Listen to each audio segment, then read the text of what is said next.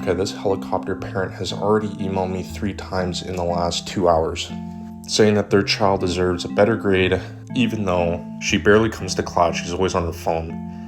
How do I reply to this email? Oh wait, I think I got something. Okay, I don't need to do this myself. I can just have AI do this for me. Please format this as a parent email.